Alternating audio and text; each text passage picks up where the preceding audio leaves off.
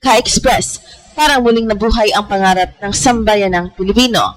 Matapos ang halos isang taon ng matinding recovery, injury rehab, at walang tigil na tanong kung makakabalik pa ba siya sa elite level, mukhang handa nang muling sumabak si Kai Sotto sa pinakamalaking laban ng kanyang career, ang paghabol sa NBA dream. Sa mga nakaraang buwan, maraming fans ang kinabahan matapos ang ACL injury na tumama kay Kai noong 2025. May ilan bang nagsabing baka tuluyan nang mawala ang momentum niya patungong NBA. Pero ngayon, iba na ang ihip ng hangin. Sunod-sunod na ulit ang balitang bumabalik na ang explosiveness, mobility, and confidence ng Pinoy Giant matapos ang mahirap na rehab process.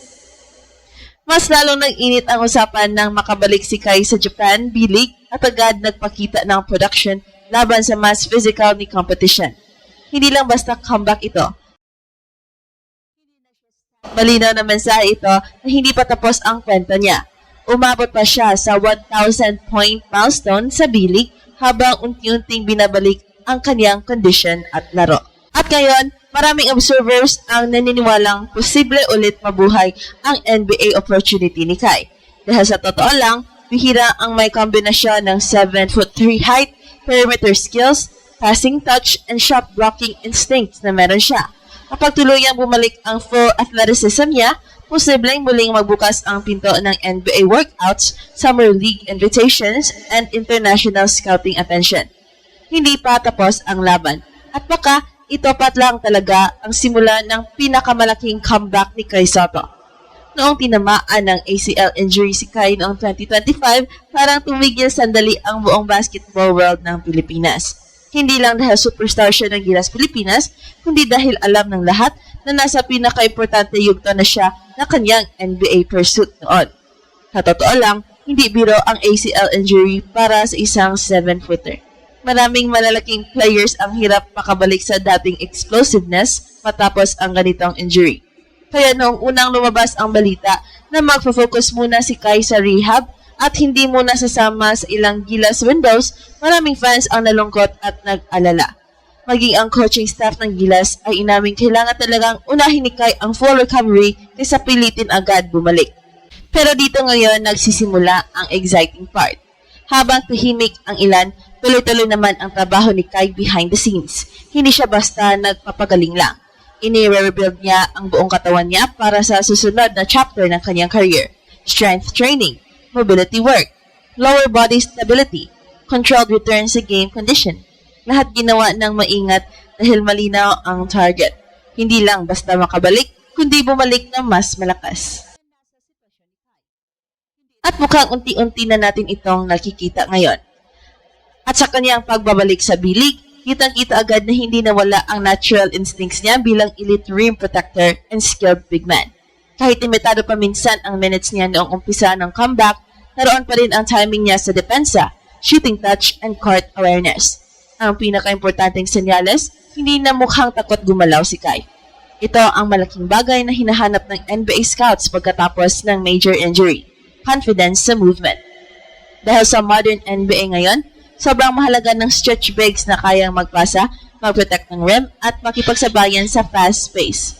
At kahit marami pang kailangang patunayan si Kai, hindi mawawala ang katotohanang napaka-rare ng kanyang skill set bilang Asian 7-footer.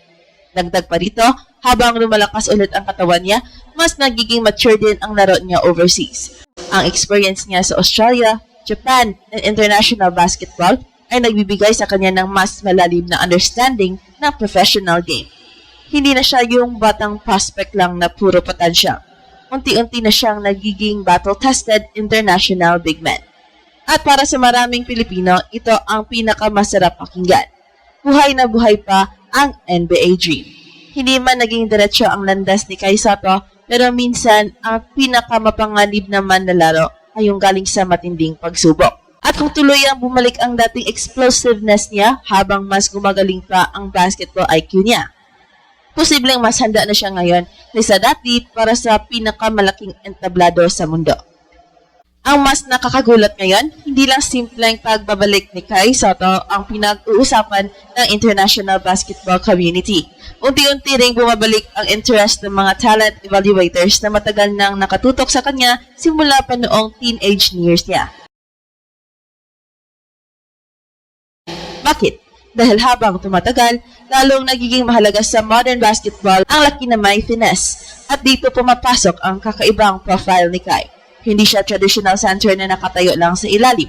Ang meron siya ay kombinasyon ng haba, timing, ball feel, and perimeter awareness na bihirang makita kahit sa ibang bansa. Sa NBA ngayon, hinahanap ang mga big men na hindi lang liability kapag mabilis ang laro. Kailangan marunong mag-switch sa depensa, umintindi ng spacing, at kayang gumawa ng read sa half-court offense. Ito mismo ang klase ng sistema na mas akma kay Kai kumpara sa lumang era ng basketball na puro banggaan sa paint. Kaya habang gumagaling ulit ang kanyang katawan, mas lalong nagiging intriguing ang kanyang overall upside. Isa pa sa malaking advantage niya ngayon ay maturity. Noong bata pa si Kai, madalas potential pa lang ang pinag-uusapan ng mga scouts. Pero ngayon, iba na. Dumaan siya sa Australia's NBL environment, nakipagsabayan sa B-League imports at sumabak sa high-pressure international tournaments kasama ng Gilas Pilipinas. Ang mga karanasang iyon ang unti-unting humubog sa kanyang composure bilang professional athlete. Hindi na raw basta highlight player lang si Kai.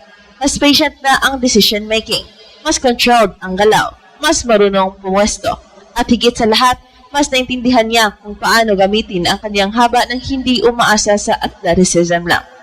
Ito ang dangerous combination para sa isang dating prospect na na-injure.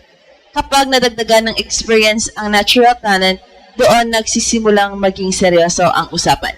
Marami ring fans ang nakakapansin na mas lumalakas palit ang aura ni Kai sa loob ng court.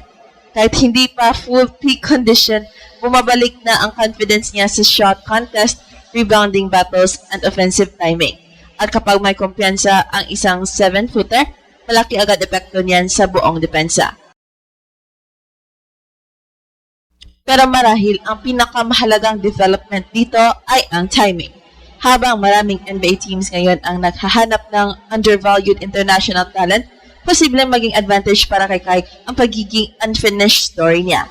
Dahil minsan, ang mga franchise ay mas naengganyo sa player na may untapped ceiling kaysa sa veteran na limitado na ang growth potential. At kapag dumating muli ang pagkakataon para sa workouts, summer league exposure, or training camp invites, alam lahat na hindi ito basta ordinaryong pangalan lang para sa Pilipinas. Ito ay simbolo. Simbolo ng isang Asian giant na tumangging sumuko kahit dumaan sa injury, pressure, expectations, and global criticism. Kaya ngayon, habang tuloy-tuloy ang kanyang pagbabalik, muling nabubuhay ang tanong na matagal nang gustong masagot ng mga Pilipino. Paano kung si Kai Sotto na talaga ang unang homegrown Pinoy na tuluyang makapasok at magtagal sa NBA? At ito ang Express Info kung saan bawat kwento ginulat ang mundo. Don't forget to like and subscribe.